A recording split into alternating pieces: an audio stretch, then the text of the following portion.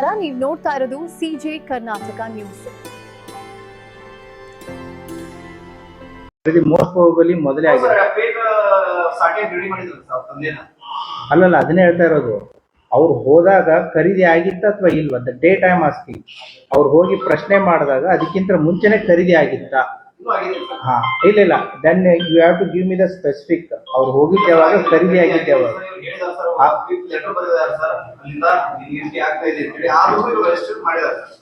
ಆಗಿತ್ತಂತಂದ್ರೆ ಅದು ಸ್ಪೆಸಿಫಿಕ್ ಆಗಿ ಅದಿದೆಯಾ? 2001 ಅಲ್ಲಿ 2001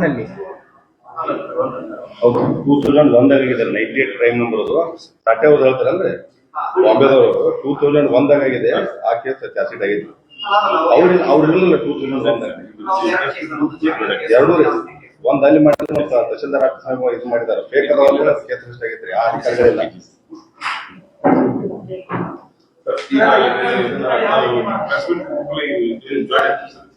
ಸರ್, ಈಗ ದಿಶಾಂಕ ಅಂತ ಹೇಳಿ ಆ್ಯಪ್ ಇದೆ ಸರ್.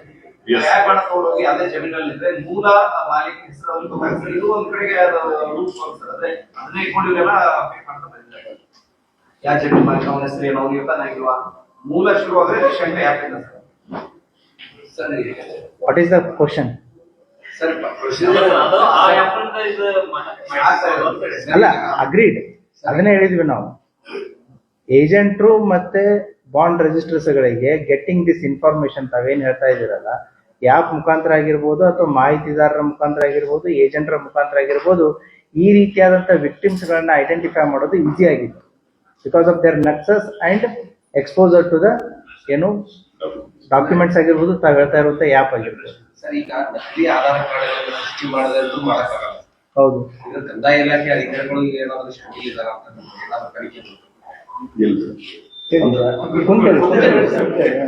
ನಕಲಿ ಆಧಾರ್ ಕಾರ್ಡ್ ಏನೈತಂದ್ರೆ ನಿಮ್ಮ ಹತ್ರ ನಿಮ್ಮದೇ ಆಧಾರ್ ಕಾರ್ಡ್ ಇರ್ತೈತದ, ನಿಮ್ಮ ಹೆಸರನ್ನ ಚೇಂಜ್ ಮಾಡ್ಕೊಂಡು ಕೊಡ್ತಿದ್ರು ಮುಂಚೆ. ಅದನ್ನ ಮಾಡ್ಕೊಂಡ ಹೊರಗಡೆ ಮಾಡ್ತಾರೆ, ಅಲ್ಲೇ ಮಾಡ್ಕೊಂಡು ಈಗ ಇದರಲ್ಲಿ ಸಬ್ ರಿಜಿಸ್ಟರ್ ಅಲ್ಲಿ ಆಧಾರ್ ಕಾರ್ಡ್ ಒರಿಜಿನಲ್ ಇದೆಯಾ ಇಲ್ಲ ಅಂತ ಇಲ್ಲ. ನಿಮ್ಮದೇ ಆಧಾರ್ ಕಾರ್ಡ್ ಮೊದಲು ಏನ್ ಮಾಡ್ತಿದ್ರು, ನನ್ನ ಹೆಸರು ಕಲ್ಲಪ್ಪ ಐತಂದ್ರೆ ನಿಮ್ಮ ಹೆಸರು ಕಲ್ಲಪ್ಪ ಹಾಕಿ ಕೊಡ್ತಿದ್ರು. ನಿಮ್ಮ ಫೋಟೋ ಹೆಸರು ಅಷ್ಟೇ ಚೇಂಜ್ ಆಯ್ತು. ಅದನ್ನ ನೋಡ್ಕೊಂಡು ನೀವೇ ಹೆಸರು ಅದ್ರ ಸಬ್ ರಿಜಿಸ್ಟರ್ ಹಾಕಿದ್ರು.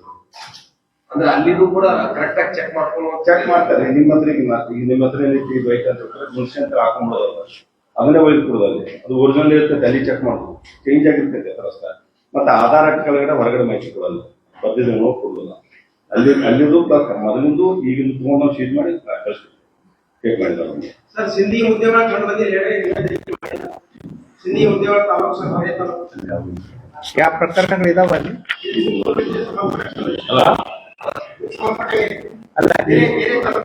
ಅಲ್ಲ, ಈ 27 ಪ್ರಕರಣಗಳೆಲ್ಲ ಲಿಸ್ಟ್ ಇದೆಯಾ? ಅಲ್ಲ, ಅಲ್ಲ, ಅಲ್ಲಿ ಪ್ರಕರಣಗಳು ದಾಖಲಾಗಿದಾವ? ಪ್ರಶ್ನೆ.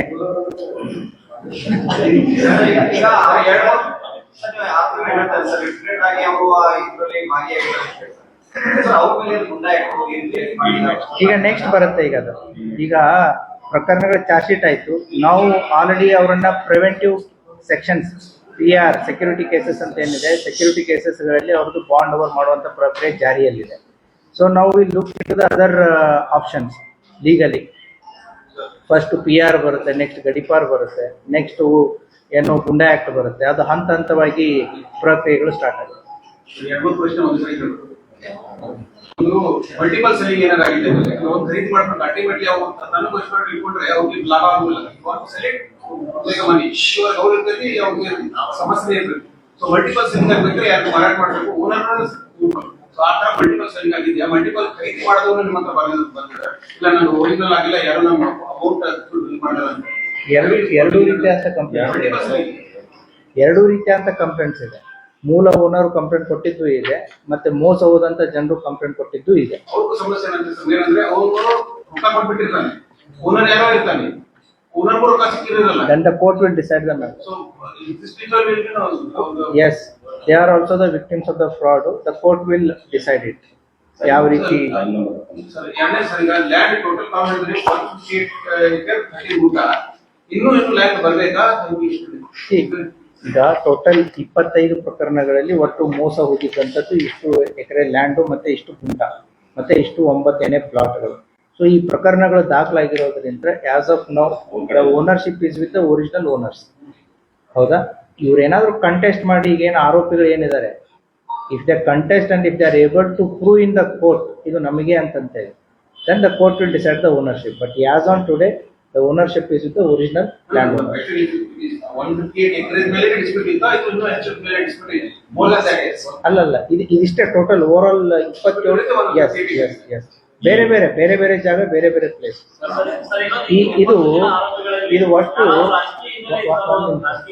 ಒಟ್ಟು ಇದು 27 ಪ್ರಕರಣಗಳಿಗೆ ಸೇರಿದಂತ ಒಟ್ಟು ಲ್ಯಾಂಡ್ ಇದು, ನಾಟ್ ಸಿಂಗಲ್ ಲ್ಯಾಂಡ್ ಅಲ್ಲ, 27 ಪ್ರಕರಣದ ಒಟ್ಟು. Yes, it varies. ಇಲ್ಲ, ನಮ್ಮ ತನಿಖೆಯಲ್ಲಿ ಯಾವುದು ಕಂಡು ಬಂದಿಲ್ಲ.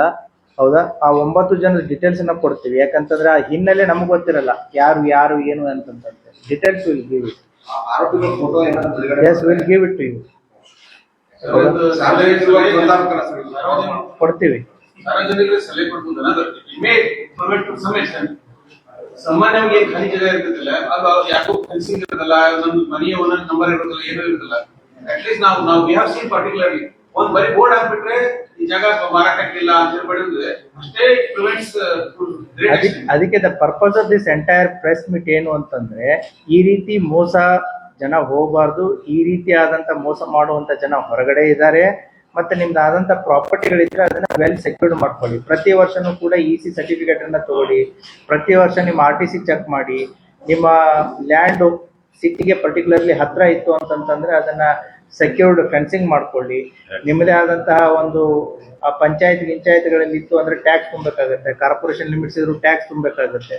ಆ ರೀತಿ ನಿಮ್ಮ ಸರ್ಕಾರಿ ದಾಖಲಾತಿಗಳನ್ನ ನೀವು ಸ್ಟ್ರಾಂಗ್ ಆಗಿ ಮಾಡ್ತಾ ಹೋಗ್ಬೇಕು. ಸೊ ಇಲ್ಲ ಅಂತಂದ್ರೆ ಮೋಸ್ಟ್ ಆಫ್ ದ ಟೈಮ್ಸ್ ಅದು ನೆಗ್ಲೆಕ್ಟ್ ಆಗಿ ಹಾಗೆ ಬಿಟ್ಟಾಗ ಈ ರೀತಿಯಾದಂತ ಅವಕಾಶವಾದಿಗಳು ಬಂದು ಅವುಗಳನ್ನ ಮೋಸ ಮಾಡುವಂತ ಸಾಧ್ಯತೆ ಇದೆ. Thank you. We have one request, we have video conference at 11:30, ಅದಕ್ಕೆ ನಾವು ಹೋಗ್ಬೇಕು. Last one question. ಇಲ್ಲ, ಯಾವುದೋ ಆ ಪ್ರಕರಣ ಇದರಲ್ಲಿಲ್ಲ. 27. We are talking about only this 27 cases. ಅದಕ್ಕೆ ಗುಂಟಾ ಪ್ಲಾಟ್ಗೆ ಸಂಬಂಧಪಟ್ಟಂತೆ ಏನಾದ್ರೂ ಆ ರೀತಿ ಇತ್ತು ಅಂದ್ರೆ ನಮಗೆ ಯಾವಾಗ ಗೊತ್ತಾಗುತ್ತೆ, ಜನ ಅಥವಾ ವಿಕ್ಟಿಮ್ಸ್ ನಮಗೆ ಅಪ್ರೋಚ್ ಆದಾಗ ಗೊತ್ತಾಗುತ್ತೆ. ಅದು ಸಿವಿಲ್ ಮ್ಯಾಟರ್ಸ್ ಗಳಲ್ಲಿ ಅದು ಹೇಳ್ತಾ ಇರೋದು ಈ ರೀತಿಯಾದಂತ ಕೇಸ್ಗಳು, ಏನೋ ಫೋರ್ಜರಿ ಡಾಕ್ಯುಮೆಂಟ್ಸ್ಗಳು.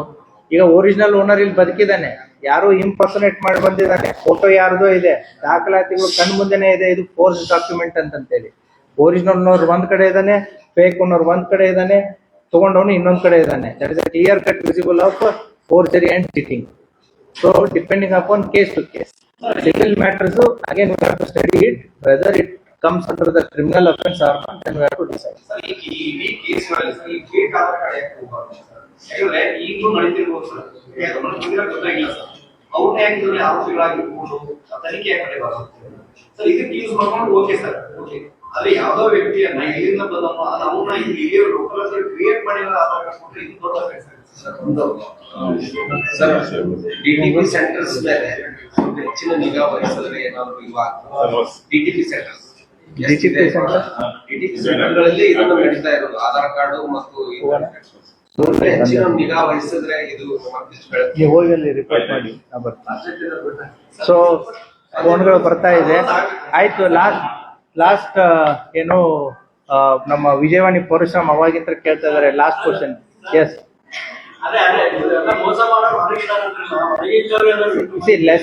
ಲೆಸ್ ದನ್ 7 years ನಾವು ಪೊಲೀಸ್ ನೋಟಿಸ್ ಕೊಟ್ಟೆ ತನಿಖೆ ಮಾಡಬೇಕಾಗುತ್ತೆ. ಮೋರ್ ದನ್ 7 years ಇದ್ದಾಗ we have the authority to arrest. So ಹಾಗಾಗಿ ಪ್ರಕರಣಗಳನ್ನ ನೋಟಿಸ್ ಕೊಟ್ಟೆ ತನಿಖೆ ಮಾಡಬೇಕು.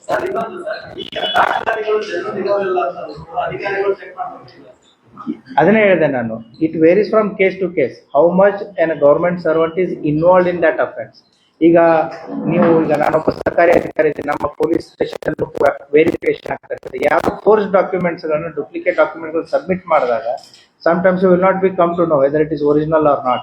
ಆಮೇಲೆ ನಾವು ರೀಚೆಕ್ ಮಾಡಿದಾಗ ಆಗುತ್ತೆ. Receiving authority, whether if you are part of the crime, whether you have received a fake document. ಅಲ್ಲ, ತೀರ್ಮಾನ it varies from case to case. ನೀವು ಸ್ಪೆಸಿಫಿಕ್ ಕೇಸ್ ಇತ್ತು ಅಂತಂದ್ರೆ ಹೇಳಿದ್ರೆ ದೆನ್ ಅದಕ್ಕೆ ಸಪೋರ್ಟಿಂಗ್ ಏನ್ ಬೇಕು will give the legal provisions ಏನಿದೆ ಅಂತ. Thank you. Thank you. ಚಂದ್ಗಿ ಕೇಸು DCRE ಪ್ರಕರಣ ದಾಖಲು ಮಾಡಿ ತನಿಖೆ ನಾವು ಕೈಗೊಂಡಿದ್ದೇವೆ. ಅಲ್ಸಂಗಿ